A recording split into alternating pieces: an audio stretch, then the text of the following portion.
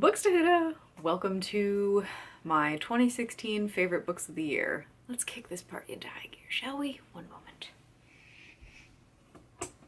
Oh god. Okay, let me do a little adjusting. How bright am I? My fiance bought me lights for Christmas because he's amazing.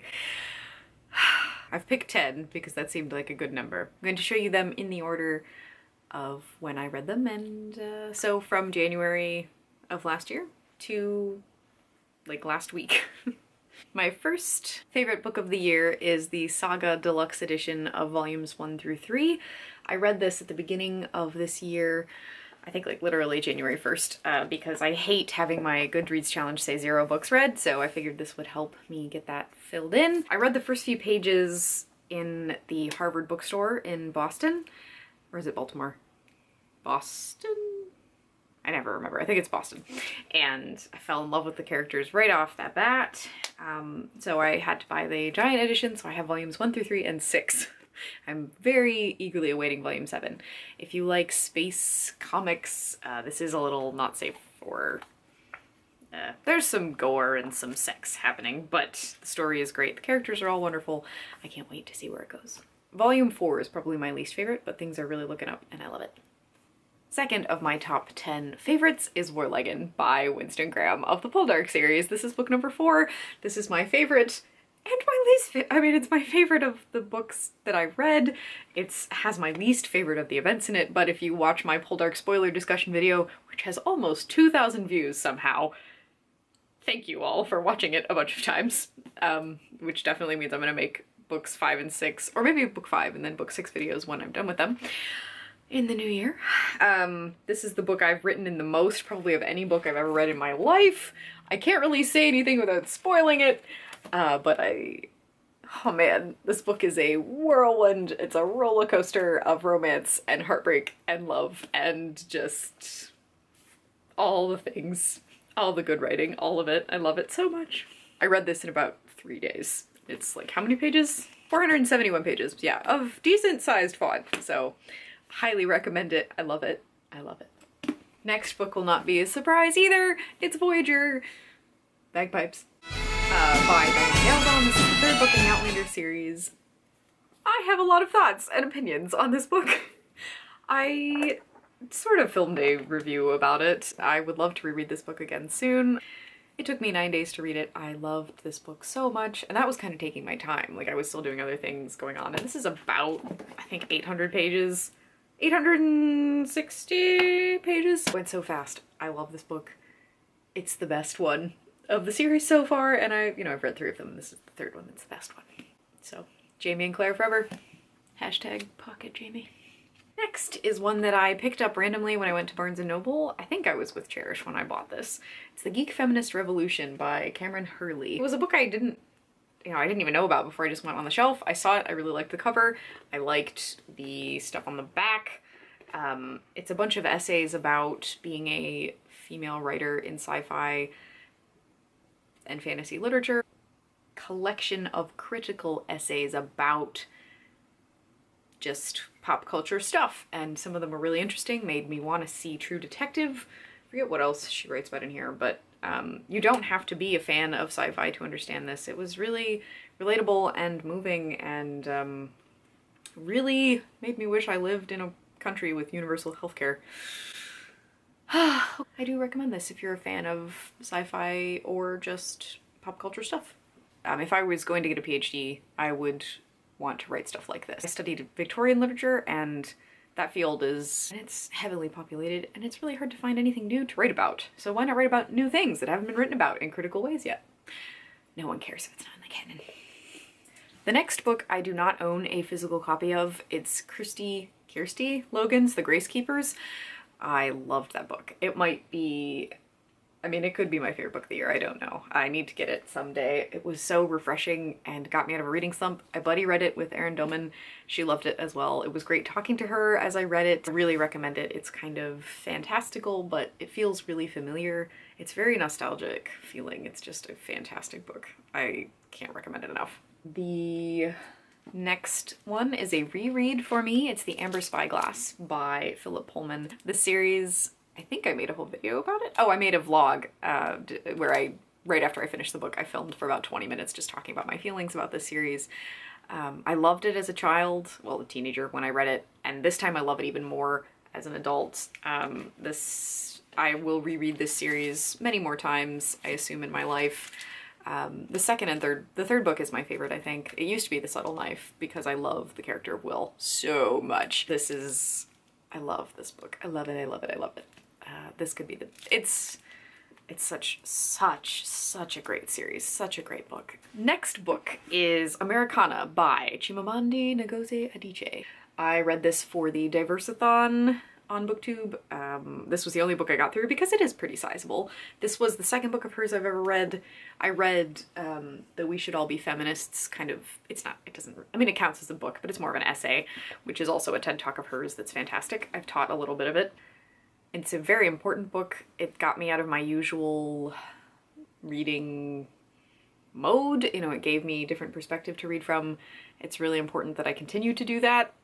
So in the new year I would like to read Half a Yellow Sun and Purple Hibiscus of hers as well, because those are, people talk about that too.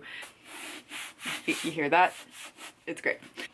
So, I really enjoyed it. I learned a lot from it. I learned a lot about how different Americans look to the rest of the world than we perceive ourselves, just how weird we are, how uncaring we are about people who come to our country. In general, not, like individually, but as a country. So that's something I really want to get more educated about in the future. So reading more of her books will help me with that. Next of my 10 books, what number is this? This is number 8, is Tell the Wolves I'm Home by Carol Rivka Brunt. This was also a buddy read with Erin Dillman. She's got great taste. She picks out the books that we read, and this is fantastic. I really loved this book. I haven't read a book that I liked from a child perspective in a long time, told first person, because I don't know why, I just don't really like child narrators. Harry Potter, of course, but this was fantastic. It was engrossing. It was beautiful. I want to read it again. It was sad, it was weird, it was beautiful, and I highly recommend it. 9th book of the year is Hark a Vagrant by Kate Beaton. I read this a while back, maybe like a couple weeks ago. I read it in a few sittings. It's a bunch of hysterical, hilarious, historical comics. Some of them are literary, like the Bronte comics are so funny because I studied the Brontes pretty intensely. And the Jane Austen comics are hilarious. Here's Rochester. And I learned a little bit about her history too, because I looked up the figures I didn't know anything about. I want to read more of her books. It's really funny. It's just as good as everybody says, if not better. And the 10th book of the year, this was a book that helped me get through the giant slump at the end of the year. I hadn't wanted to read anything since the election, basically. Anything long, anything that wasn't comics.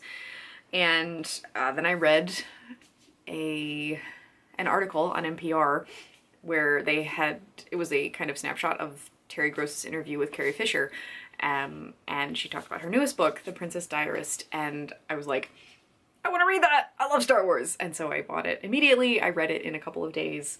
It was really witty, really funny, and I'd never felt much connection to Carrie Fisher before, but I loved Princess Leia, so reading this made me see more than just Princess Leia, and I was really devastated a couple of days ago when she passed away, and because it was so strange that I had just finished reading this book. I just made a connection, I just felt connected to her, only to have her die.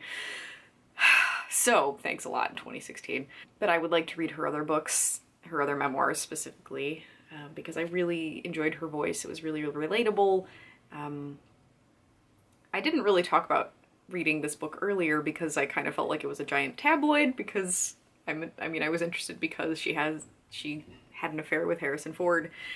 And I was like, ooh, there is real romantic chemistry between them. That's why they're so, on Star Wars. And, but I'm really glad that it attracted me to it, because it's There's some really beautiful writing in here, and it helped me get through that slump. I read something with a narrative again, and it's got me reading again. So this is my sad thank you goodbye to Carrie Fisher, but I will not stop reading her books. I'm gonna find more of them because I'm really grateful to her for this book and for Princess Leia.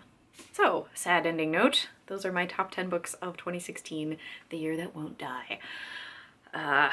Let's hang in there for the last couple of days, and I'll just form a protective ring around all the important people in our lives. Tell people you love them and cherish them while they're around. And I'm here to announce I'm planning to do a video every day in January. I'm not sure I'll be able to stick to that, but I really want to.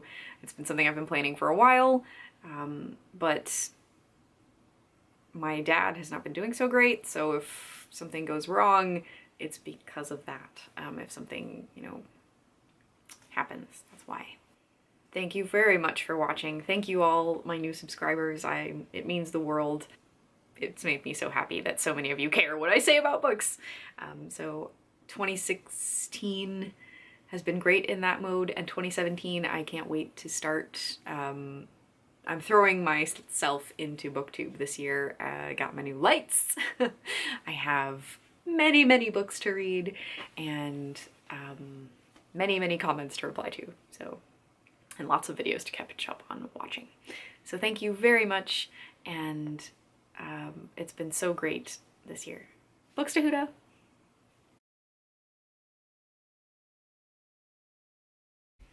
It's really bright. Okay. Ow, that one is like right in my eye. Oh god, I keep looking at it. Ugh. This video is gonna be a million years long. Like 2016, this video will never end.